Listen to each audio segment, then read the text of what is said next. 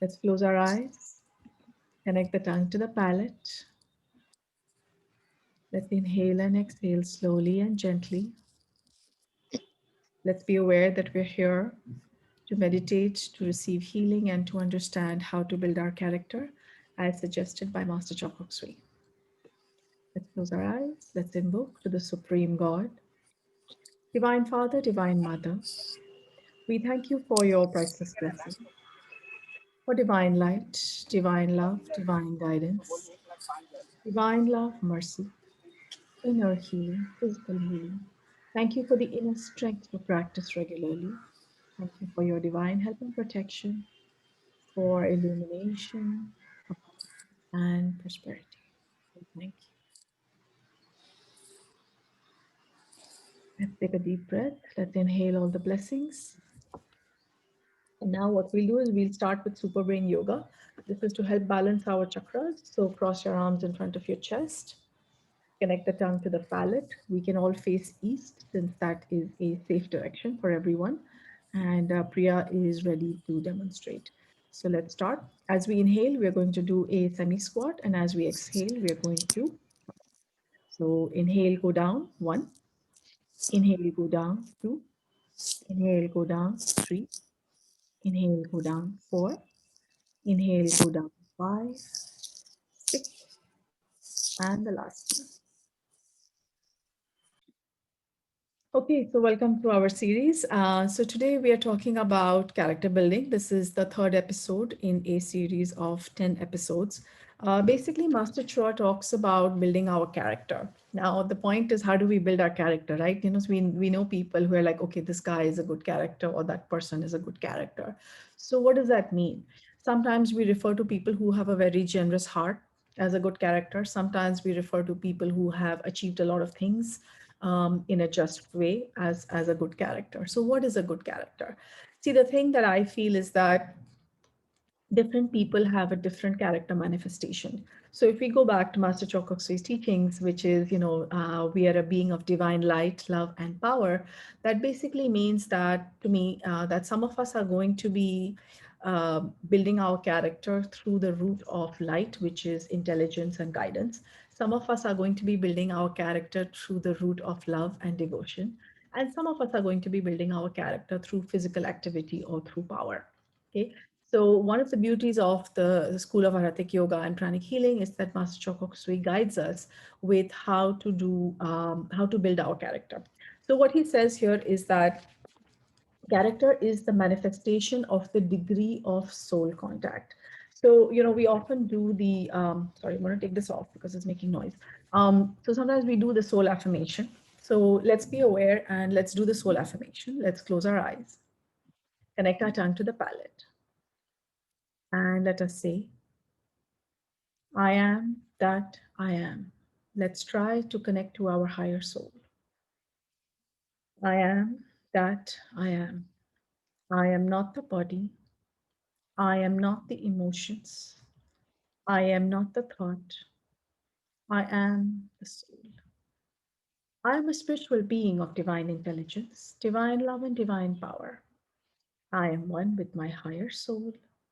I am that I am. I am one with the divine spark within me. I am a child of God. I am connected with God. I am one with God, and I am one with all. Let's inhale. Let's feel the contact of the higher soul. Let's be aware of our crown. It is through our crown where we are able to access our higher soul. Till, of course, we become very, very evolved beings, in which case we can access our higher soul anywhere, anytime. But for the time being, let's focus on our crown. Okay. So Master Choksui says, when we are out of balance, this is from the book Compassionate Objectivity, Golden Lotus Sutras. When you are out of balance, the connection between you and your higher soul becomes minimal. Weak character reflects the weakness of the soul. When soul connection is not strong, the chakras, rather than the soul, control the lower bodies. Ask, who is the boss, the soul or the chakras? So I thought this was really interesting because what I think Master Chokoksui means by this is, let's say, for example, our solar plexus chakra is getting irritated about something. So the question is, if the solar plexus chakra is getting irritated, going up and down and getting angry, who is in control? What is Master Chokoksui? He says exactly who is the boss. So who is the boss of this vehicle, this body, these chakras? Is I the soul the boss, or is the solar plexus chakra the boss, right? So the process of character building, or the process of understanding and practicing the virtues as described by Master Chokoksui, is a way to help us to build that character, okay, to gradually gain control on the chakras. Of course, we also need to be aware that when a healer works on us, or when we do healing for ourselves, we are essentially working on the energy body and on the energy body of the chakras. And in a lot of ways, we are cleansing the chakras, which means we are preparing the chakras for a downpour of energy. For sometimes the healer transfers that energy, and otherwise, when we meditate with cleaner chakras, what happens is that the soul energy that comes in has an opportunity to actually come further down through the crown to the other parts of the body. Okay. Okay. So he says the virtues are given to guide you. The development of the virtues must be balanced. So today we were going to talk about generosity. Now it's very interesting what he says here. He says that if you want to receive love, give love. If you want money, give money. If you want to be wealthy, you must give about 10% of what you earn for charitable and spiritual purposes. This will generate prosperity karma. So I think we already have a video on this. It's called How to Tithe. So if you like, you can watch that as a refresher. I would like to confess that I often watch the videos myself, because one of the things that I have realized is that when I'm speaking, sometimes I think I'm being guided. And so it's like I'm speaking, but I'm not exactly processing. And then later on, I watch the videos again to kind of implement the stuff that I'm saying. So I just want to clarify that everything that I say is not necessarily everything that I practice. I'm also building my character. I'm also work in progress. Okay, I'm just grateful that, you know, I'm in some ways a mouthpiece for, I hope, who I think I'm a mouthpiece for. Okay, to a very small extent. So apart from generosity of money, which is something that we have talked about, there's also other things like generosity of words and generosity of thoughts. And for me in particular, I would say that generosity of words is important, which means that if we see somebody doing something wrong, um, how do we exactly correct them? Do we correct them with an attitude of love and nurturing, or do we correct them with an attitude of irritation and anger? So, one of the things that I have observed is that when I bring into my heart, I activate my heart, I think of the other person as a soul, and then I make a suggestion, I often find that they are more amenable to my suggestion than they were if I were to just be like, do this or do that. It's good for you. Because sometimes we need to reflect is like, are we just asking them to do something because it'll be easier for us? Or do we truly care about them? There are a lot of times when we tell people, do this, it's better for you. Okay, it may be better for them, but do we also have a vested self-interest somewhere? Yeah, maybe we are looking for an easier life. Maybe we are looking for less discomfort. Maybe we are looking for less effort on our part. So one of the things that I feel is that if we are able to think about it truly from the other person's perspective and be like, if this person did this, yes, and be honest, it will help me definitely. At the same time, it will help the other person to evolve. So if we take the view that we are nurturing other people, we are helping them evolve, the message goes through much easier. And I have also observed this with actually once you do, for some of us who have done crystal healing, once we also start working with crystals, we are informed that crystals also have consciousness.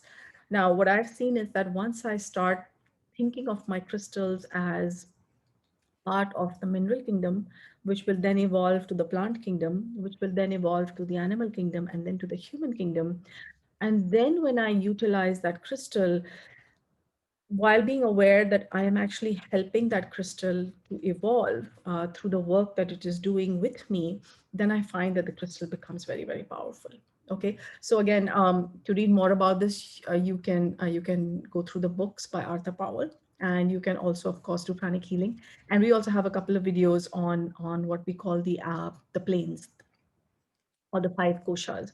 So I'm not going to go into that right now, but the idea that I was trying to convey is that when we are aware that even if we use something like a crystal and we are aware that we are helping that crystal to evolve, then it works better. So let's say, for example, if I'm using this pencil or I'm using my computer or I'm using my phone or I'm using this book, if I'm just aware that all matter on the planet also has consciousness. So this is something that Master Choksui talks about in his book, The Existence of God is Self-Evident. He says, this is again not a quote. What I've understood is that what he's saying is that what we consider matter is actually not just pure matter, it is matter with energy. And what we consider energy is not just energy, it is energy with matter. So essentially what I've understood is that even this pencil, for example, it has matter, but it also has a certain level of consciousness. So if I'm aware with my thoughts, and I'm being generous in that sense, that I'm aware that, okay, when I'm using this pencil, yes, it's helping me, I'm using it, but at the same time, I'm perhaps also helping matter to evolve. Yes.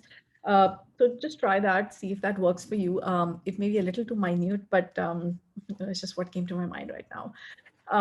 And of course, being generous with thoughts and words. So if we are generous with our thoughts, if we're able to tell somebody, hey, you did a really good thing, now you can do this way. Okay. The other thing that we can do is, sometimes when we look at people, and this is something that Sri Ram talked about in one of his sessions, and again, if I'm misquoting, I apologize. But what I understood is that he was saying that when we look at somebody and we look at how they're dressed, or we look at, he didn't say all this, but this is what I've understood from what he said, just to be clear. We look at how somebody's dressed or what their address is, we begin to pass judgment on who they are, what they do, uh, and other things like that. So when we see somebody, can we be more generous towards them, about how they look or what they are or what they do or whatever it is, just generosity in our words as well as in our thoughts.